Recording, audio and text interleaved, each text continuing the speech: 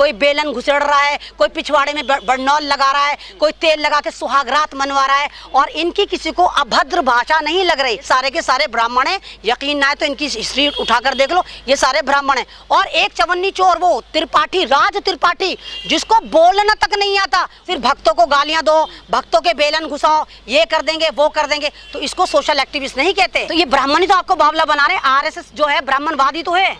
ये आपको जो शूद्र कहने की जो सारी मुहिम चल रही है, आपको जो मीला ढोने वाला बताते हैं, वो कौन बता रहा है? वो आरएसएस वाले तो बताते हैं। आरएसएस कौन चला रहा है? सारे पंडित ही तो चला रहे हैं।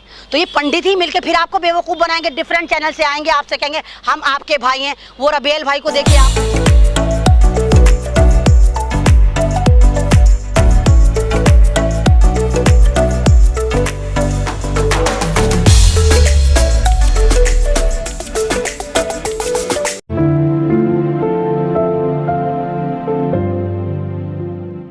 सबसे पहले तो मैं आपसे ये कहना चाहूँगी कि ये सारे सोशल एक्टिविस्ट आप सवाल करें कि ये कहाँ थे उस वक्त जब दिल्ली दंगा हो रहा था। ये उस वक्त कहाँ थे जब एनआरसी की बात चल रही थी और इतने सारे प्रोटेस्ट बैठे थे। उसमें कोई मुसलमान थोड़ी बैठे थे। आप देखिए उसमें दलित समाज साथ था, सरदार समाज साथ था, ईसाई समाज साथ था, सारे आदिवासी समाज साथ था। तो उस वक्त ये जो 5-6 जो सोशल एक्टिविस्ट अभी पैदा होकर अपनी अम्मा की कोख से निकल कर आए हैं, कोई 40 साल का है, कोई 35 साल का है, कोई 50 साल का है, तो ये उस वक्त कहाँ थे? और ये उस चलिए मैंने माना चलिए दिल्ली में मुसलमान मरे थे, मुसलमानों की तो वैल्यू कोई है नहीं, ये तो कीड़े मकोड़े मर गए तो मर गए। लेकिन उस वक्त जब दिल्ली की सड़कों पर, यूपी की सड़कों पर, हिंदुस्तान की तमाम सड़कों पर चल चल के लॉकडाउन में मजदूर मर रहा था, भूख से मर रहा था, प्यास से मर रहा था, तो उस वक्त ये चवन्नी चोर सारे सोशल एक्टिविस्ट कहाँ थे? सवाल बनता तब ये कहाँ थे?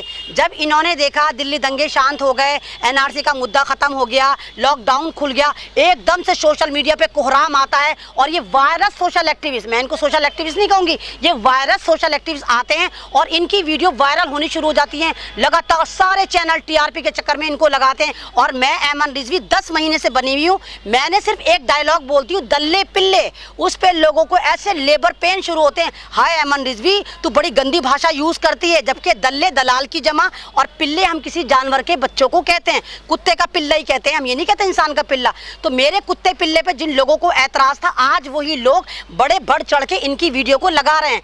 तो क्या मैं अभी आपने जैसे देखा 5 स्टार होटल में जमावड़ा हुआ था, है ना, पूरी की पूरी एक मिशन चला था, तो आप भी वहां गए थे, तो आपने सवाल नहीं करा कि आप 5 स्टार होटल में 6-7 दिन रुके, 5 स्टार का बिल आपने कैसे दिया? एक बंदे का बिल कम से कम वहां पर रुकने का 10,000 है, एक खाने की प्लेट 1,000 रुपए, तो आपने वो 10-12 लाख का बिल जो बनाया, और वो अकेले नहीं रुके थे, दिल्ली के 2-3 जो और पंडित सोशल एक्टिविस्ट थे वो भी होटल में बराबर रुके हुए थे। तो वो कौन सा मिशन था जो ये होटल में इंजाम दे रहे थे? इनको क्लियर करना चाहिए। जब आप चंदा पब्लिक से मांगते हैं, हमें एटीएम करो, हमें पेटीएम करो, हमें सेटीएम करो, हमें गूगल पे करो, तो जनता आपसे पूछेगी जिसने आपको बनाया कि आपने वो होटल में आके ऐसी कौन सी मिशन था जिसको आप अंजाम दे रहे थे। आप पब्लिक के पास नहीं गए, आप पब्लिक से नहीं मिले, आपने होटल में मस्तियां करी, वहाँ पे वीडियो बनाई, तेल लगा के सुहागरातें मनवाई, बेलन चकले चलवाए, तो वो कौन सा मिशन था? पब्लिक आपसे सवाल करती है। और मैं आपसे सवाल करती हूँ, मैं ऐमन रिजवी सोशल एक्टिविस्ट नहीं हूँ, आज से नहीं हूँ। अगर ये सोशल एक्टिविस्ट हैं तो मैं सोशल एक्टिविस्ट नहीं हूँ, मैं आपकी खादमा हूँ। तो क्या दिल्ली में सिर्फ ये 5 ही पांडव थे जो जमा हुए थे?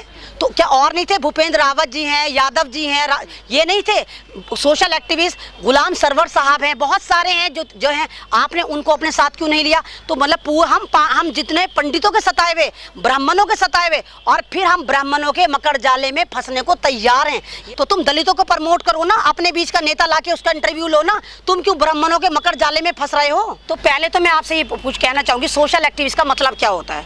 सोशल एक्टिविस्ट का मतलब होता है समाजीय कार्यकर्ता, जो समाज के बीच में रह के समाज के लोगों की बात करे, समाज की प्रॉब्लम को दूर करे। ये थोड़ी 5 स्टार होटल में आए, तेल लगाए, सुहागरातें मनवाए, वो कभी किसी सोशल टॉपिक पे बात करते हैं?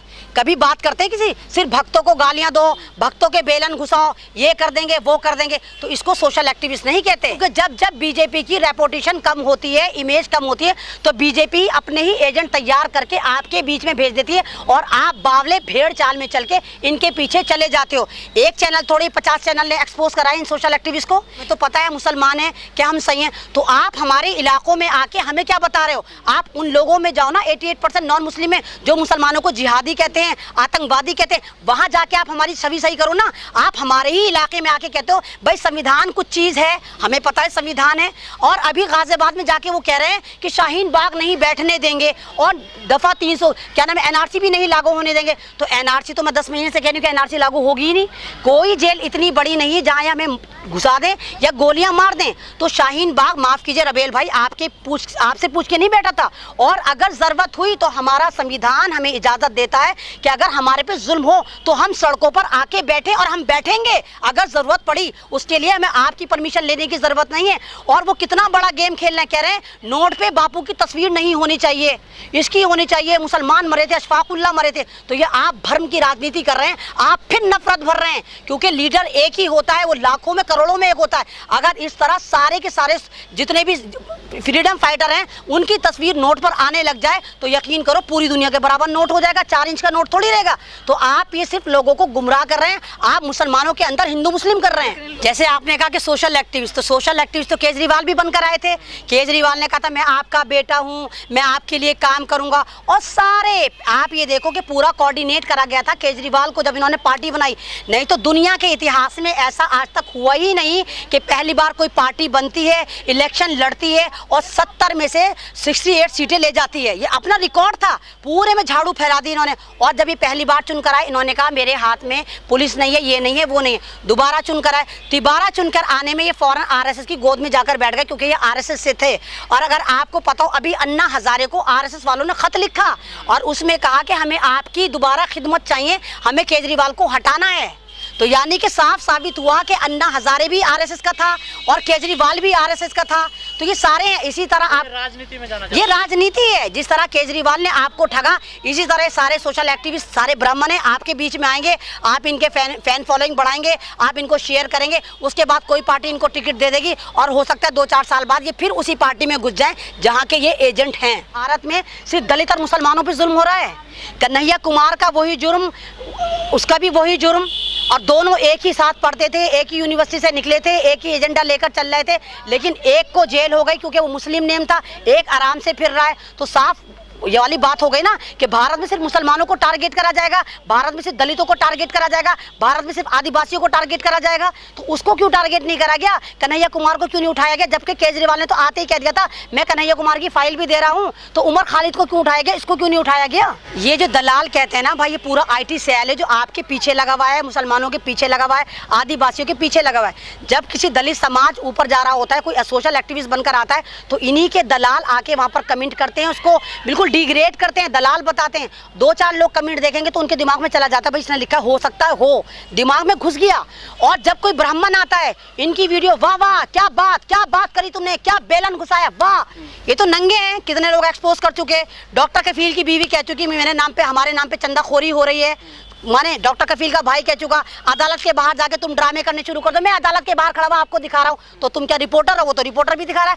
अगर वाकई तुम हो तो अदालत के अंदर जाके दिखाओ ना, कफील की बीवी के बराबर में जाके खड़े हो ना, कि डॉक्टर कफील की बीवी कह चुकी, उनके भाई कह चुके कि हाँ भाई कोई कुछ लोग हमारे नाम पर चंदा मांग रहे हैं। तो उनका नाम बताने की जरूरत नहीं है, आप समझदार है कौन लोग थे वो, कहाँ से आए थे। और अब उन लोगों के इतने हौसले बढ़ गए, अब वो अपनी वीडियो पर भी लगाते थे गूगल पे, ATM पे, ये पे, कि उनको मांगने की इतनी आदत हो गई है, चंदाखोरी की इतनी आदत हो गई है कि वो अब अपनी वीडियो पे टैग करते हैं कि हमें डालो, क्योंकि उनको पता है कि भारत वाले बड़े मूर्ख होते हैं, हम भारतीय बड़े मूर्ख होते हैं, जज्बाती होते हैं। हम देखते कोई अच्छा बोल रहा है, भक्तों को गालियां दे रहा है, बीजेपी को गालियां दे रहा है, हम अपने दिल, गुर्दे, फेफड़े पूरे जो हमारे पास 2 रोटी का पैसा भी होता है उसकी गुल्लक में डाल देते हैं, उसको भीख में दे देते हैं, और फिर वो हमारे में प्याज काट के आगे निकल जाता है, अगले मिशन पे निकल जाता है।